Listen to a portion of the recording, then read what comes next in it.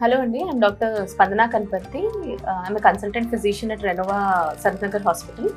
ఈరోజు మనం sun stroke గురించి తెలుసుకుందాము.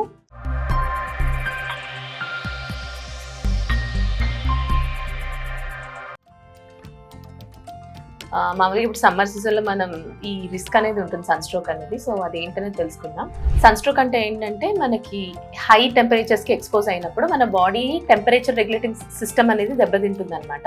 మామూలుగా ఏంటంటే మనం ఎండకి వేడి టెంపరేచర్స్కి ఎక్స్పోజ్ అయినప్పుడు ఆ ఎక్సెసివ్ హీట్ అనేది చెమట రూపంలో బాడీ అనేది లూజ్ అవుతూ ఉంటుంది. సో ఈ టెంపరేచర్ రెగ్యులేటింగ్ సిస్టమ్ అనేది మన బాడీలో ఉండేది హై టెంపరేచర్స్కి ఎక్స్పోజ్ అయినప్పుడు ఆ సిస్టమ్ అనేది ఫెయిల్ అవుతుంది అనమాట. దీనివల్ల ఏంటంటే ఆ టెంపరేచర్ అనేది బాడీ లూజ్ గాక వడదెబ్బ అనేది తగులుతుంది. సో వడదెబ్బ తగలడం వల్ల ఏంటంటే ఈ హై టెంపరేచర్స్ కి బాడీలో ఆర్గన్స్ అనేవి ఫెయిల్ అవుతాయి. చెమట రూపంలో లూజ్ గాక ఈ ఎక్సెసివ్ హీట్ వల్ల పేషెంట్స్ అన్కాన్షియస్ అవ్వడము, వామిటింగ్స్, డిజీనెస్, కళ్ళు తిరగడము ఇవన్నీ అయ్యే రిస్క్ అనేది ఉంటుంది. సో మామూలుగా ఏంటంటే ఎండాకాలంలో వడదెబ్బ తగలకుండా తీసుకోవాల్సిన జాగ్రత్తలు ఏంటంటే వాటర్ అనేది ఎక్కువగా తీసుకోవాలి, నీరు అనేది.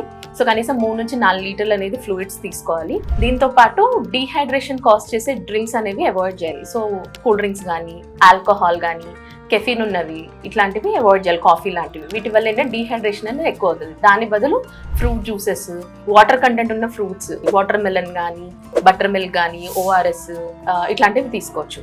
లైట్ కలర్డ్ దుస్తులు అనేది ధరించాలి. టైట్ ఫిట్టింగ్ క్లాత్స్ అనేది అవాయిడ్ చేయాలి. కాటన్ దుస్తులు అట్లాంటి ధరించాలి. అండ్ ముఖ్యంగా మార్నింగ్ 8 నుంచి 3 వరకు ఎండలోకి వెళ్ళడం అనేది అవాయిడ్ చేయాలి. ఎక్కువ వరకు నీడలోనే ఉండాలి.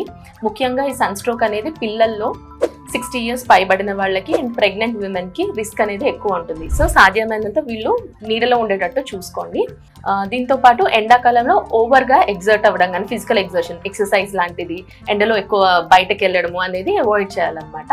దాంతో పాటు హాట్ షవర్స్ కానీ అట్లాంటివి తీసుకోకుండా చల్ల వాటర్ తో స్నానం చేయడం అట్లాంటివి చేయాలి. దాంతో పాటు వడదెబ్బ తగిలినప్పుడు లక్షణాలు ఏమన్నా కనిపిస్తే మీకు వామిటింగ్స్ కానీ, ఎక్సెసివ్ హీట్, బాడీ వేడెక్కడం, టెంపరేచర్ ఎట్లా అంటే 104 degrees Fahrenheit అంటే 40 degrees Celsius వరకు వెళ్ళిపోయినప్పుడు, అండ్ పేషెంట్ కి కళ్ళు తిరగడం కానీ, మత్తు కావడం అవుతుందంటే వడదెబ్బ లక్షణాలు ఇవి. సో ఇమీడియట్ గా వాడిని నీడ పట్టుకు తీసుకొచ్చి కూల్ షీట్స్, చల్లని బట్టలతో అట్లా కప్పడము, అండ్ వెల్ వెంటిలేటెడ్ ప్లేస్ లో, ఎండ పడని ప్లేస్ లోకి తీసుకురావాలి. మెలకువగా ఉంటే ఏమైనా ఫ్లూయిడ్స్ ఇవ్వడం, ఓరల్ గా నీళ్లు కానీ అట్లాంటివి తాగించడానికి చూడండి.